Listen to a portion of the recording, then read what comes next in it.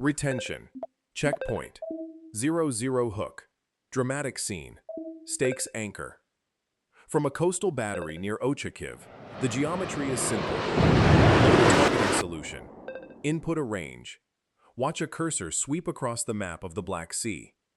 In April 2022, that cursor stopped at roughly 280 kilometers. That was the edge of the original Neptune's reach, the missile that found the Moskva and sent it to the bottom. For more than 2 years, that radius defined what Ukraine could threaten and what Russia thought was safe. The Neptune-MD changes that number to 360 kilometers. 80 more kilometers. It sounds incremental. It isn't. At 360 kilometers from Ochakiv, the cursor lands inside Novorossiysk harbor, directly over the piers where Russia parked what remains of the Black Sea Fleet after Sevastopol became indefensible. From mobile launchers operating in liberated Kherson Oblast, the arc is wider still. It sweeps the Russian coastline from Anapa to Sochi. It covers the drydock facilities at Tuapse, where damaged hulls have been sent for repair. The retreat Russia called a routine redistribution of forces led the fleet straight into the new threat envelope. The weapon here isn't the missile, it's the geometry. Retention. Checkpoint. 0-30 hook resolution tease.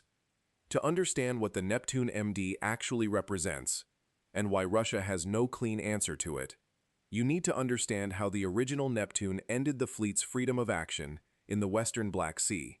Then you need to understand what changed in the seeker, the fuel section, and the terminal approach profile to push that range out by another 80 kilometers.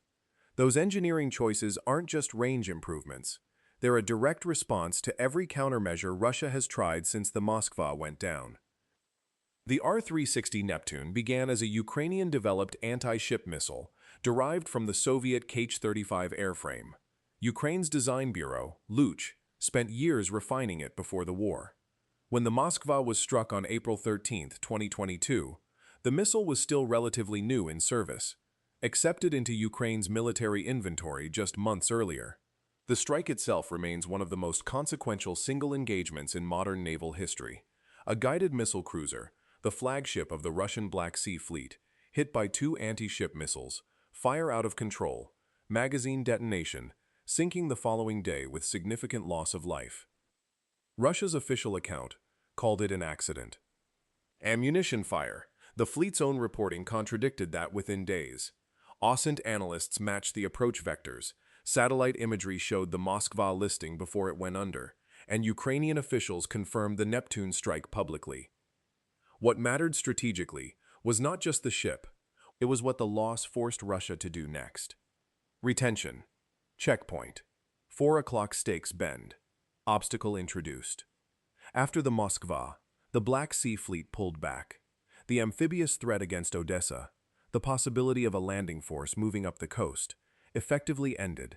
Russia's large landing ships, the Ropucha-class vessels that had been operating freely in the western basin, stopped making runs close to the Ukrainian coast. The fleet repositioned further east, behind Crimea's geographic cover, using Sevastopol as a base, but operating with increasing caution.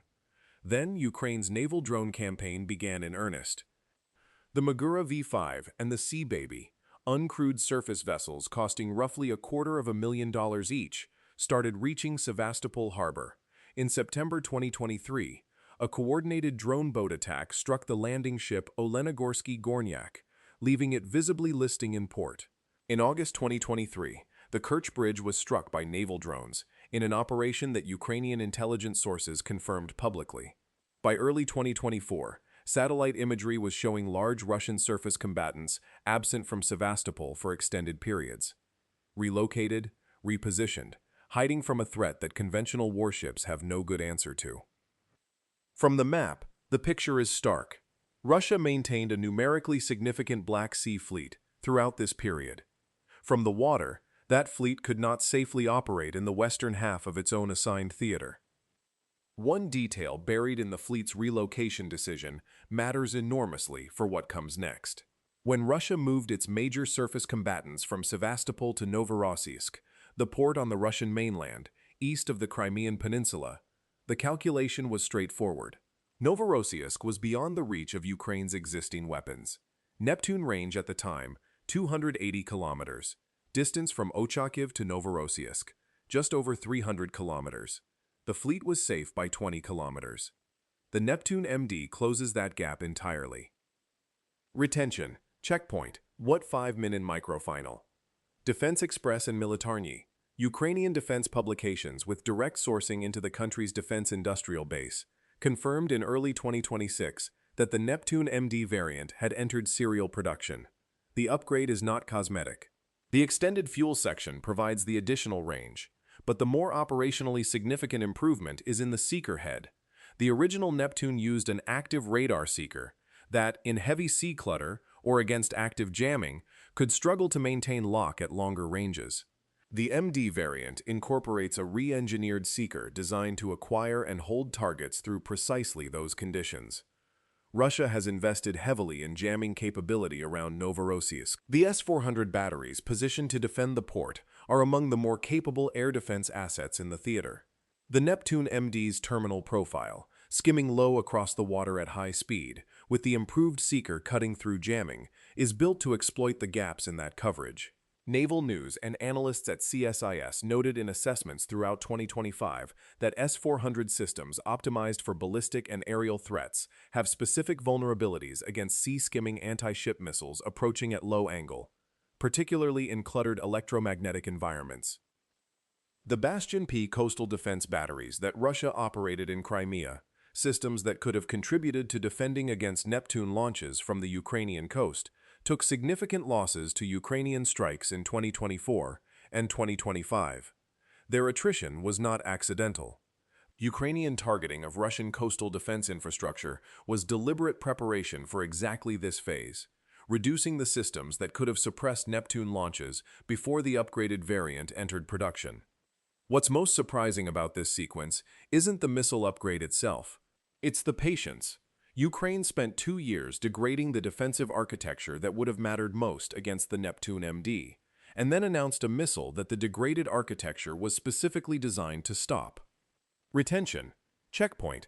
10-min section hook/viewer question. Put yourself in the position of the Black Sea Fleet commander right now. The fleet relocated to Novorossiysk because it was outside Neptune range. The Neptune-MD just eliminated that margin. Moving further east, toward Anapa, toward ports deeper inside Russian-controlled territory, compresses the fleet's operational reach even further. It reduces sortie range, degrades logistical flexibility, and does nothing to address the fundamental problem. Ukrainian coastal defense now controls a threat envelope that covers the entire Black Sea, including the Russian coastline. What would you do? Stay in Novorossiysk and accept that your major surface combatants are now within reach of Ukrainian anti-ship missiles, relying on air defense coverage that has known gaps against sea skimmers. Or pull the fleet deeper into Russian ports, surrendering what remains of your operational presence in the theater entirely. Comment below, because the answer tells you something important about whether the Black Sea Fleet still functions as a fleet in being, or whether it has become a fleet in hiding. The range number matters less than what it forces Russia to choose between. To understand the full weight of that choice, it helps to trace what Novorossiysk actually represents in the Black Sea Fleet's order of battle right now. This is not a secondary anchorage. Following the losses at Sevastopol, the Moskva, the landing ships struck by drones, the submarine Rostov-on-Don damaged in a Ukrainian strike on the dry dock in September 2023, the Kilo-class submarine Magomed Gadzhiev struck in a drone raid in 2024, Novorossiysk became the primary operating base for the fleet's remaining major surface combatants and submarines. The caliber-capable frigates and submarines that Russia uses for cruise missile strikes against Ukrainian infrastructure have been sortying from Novorossiysk for the past year. The logistical infrastructure that supports those operations is at Novorossiysk. And the Tuapse dry dock facility, roughly 80 kilometers along the coast, is where damaged hulls have been sent when Sevastopol was too exposed. From a Neptune-MD launcher in Kherson oblast, Tuapse is inside the 360-kilometer ring. This is not a capability that threatens only warships at anchor. It threatens the repair infrastructure, the logistics chain. A fleet that cannot safely maintain its hulls in a dry dock is a fleet whose combat power degrades over time without being struck directly.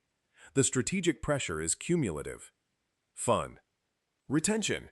Checkpoint. Subscribe. Beat. The fleet's response options are limited, and each carries costs.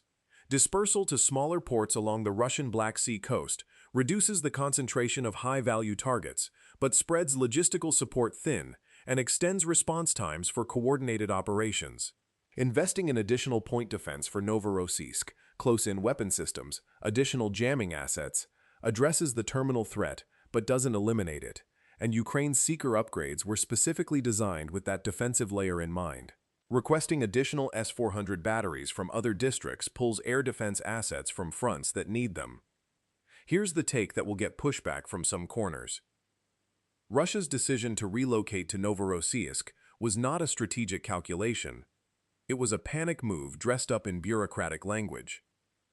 A genuine strategic calculation would have anticipated that Ukrainian weapons development was on an upward trajectory and that a 20-kilometer safety margin against a missile program that had just sunk a flagship was not a margin at all. The Kremlin framing of the relocation as routine force redistribution cannot survive contact with the timeline. The fleet moved because it had to. It moved to a port that was barely outside the reach of a missile system it knew was being upgraded, and now it is inside the reach of the upgraded variant. Subscribe to MaxTac so you don't miss the fleet's next move and why the Black Sea keeps shrinking around it. The geometry has shifted once before in this war. It shifted when the Moskva went down and the amphibious threat to Odessa ended. It shifted again when naval drones made Sevastopol untenable. The Neptune-MD is the third inflection point in this sequence, each one forcing the fleet further from the operational position it needs to influence the war. Retention. Checkpoint. 116K identity/understanding line. There is a pattern here worth naming. Ukraine did not build a traditional naval force to contest the Black Sea Fleet. It built a kill chain: coastal defense missiles, naval drones, precision strike, targeting infrastructure that could make Russian surface combatants operationally irrelevant without ever commissioning a frigate. The Neptune-MD is the latest expression of that approach, an asymmetric capability designed not to defeat the fleet in a pitched battle, but to extend the threat envelope until the fleet's only rational choice is to stop functioning as a fleet. This is what sea denial looks like in the drone and precision strike age, and why tonnage alone no longer controls a coast. The Russian Black Sea Fleet still exists on paper. It still has hulls, crews, caliber missiles, and the institutional structure of a functioning naval force. What it does not have is freedom of action in the sea it was built to dominate. The gap between the map and the water has rarely been starker. One detail that has stayed with me since the Neptune-MD confirmation is the timeline of the Seeker upgrade. Ukrainian engineers did not develop the improved Seeker in response to the Neptune-MD range extension. They developed it in response to specific Russian electronic warfare deployments around Novorossiysk that were observed and analyzed through 2024. The Seeker improvement was targeted. It was an answer to a specific defensive measure Russia had already taken. That level of iterative technical competition, Ukraine adapting to Russian countermeasures, then Russia needing to adapt to Ukrainian adaptations, is the operational reality of this war at sea, and it moves faster than most conventional force planning cycles can track. The Bastion-P attrition fits the same pattern. Ukraine's 2024 targeting of Russian coastal defense batteries in Crimea was not opportunistic. OSINT analysis of the strike sequence showed a clear prioritization of the systems, the Bastion-P launchers, the associated radar infrastructure, that would have had the best intercept geometry against Neptune launches from the Ukrainian coast. The targeting campaign preceded the Neptune-MD's entry into serial production. The defensive architecture was degraded before the offensive capability was ready to use it. That is deliberate operational sequencing. Remove the countermeasures first, then deploy the capability those countermeasures were designed to stop. Russian mill bloggers and defense commentators noted the Bastion losses with alarm throughout 2024, but the significance of the sequencing was not widely analyzed at the time. It is significant now. Retention. Checkpoint. Last 60s. Payoff plus forward question. The next question for the Black Sea Fleet is not whether Novorossiysk is now within Neptune-MD range. It is. The question is whether the fleet can sustain meaningful operations. The caliber strikes against Ukrainian cities, the logistical support for Russian forces in the south, the maintenance and repair cycles, under a threat envelope that now covers its primary operating base. The early indicators suggest the answer is no, not without significant reinforcement of point defenses that Ukraine's ongoing targeting campaigns will continue to attrite. Russian mill bloggers and naval commentators have largely avoided direct engagement with the Neptune-MD range disclosure. The official line remains that the fleet's current posture is consistent with operational requirements. The satellite imagery of Novorossiysk tells a different story, the same story Sevastopol's imagery told before the fleet relocated. Will the Neptune-MD force a second relocation deeper into Russian ports beyond 360 kilometers? And if it does, can a fleet that has retreated that far still project any meaningful presence into the Black Sea it was supposed to dominate? Comment yes or no below. Does the Black Sea Fleet still matter as a combat force? Or has sea denial already ended its operational role? The Neptune's geometry changed once. It is changing again, and the sea the Black Sea Fleet was built to control keeps shrinking around it. The purpose of this analysis is not to glorify war at sea, but to understand the military and human realities behind it, because the clearer we see modern naval conflict, the clearer the value of deterrence, stability, and the freedom of the seas becomes.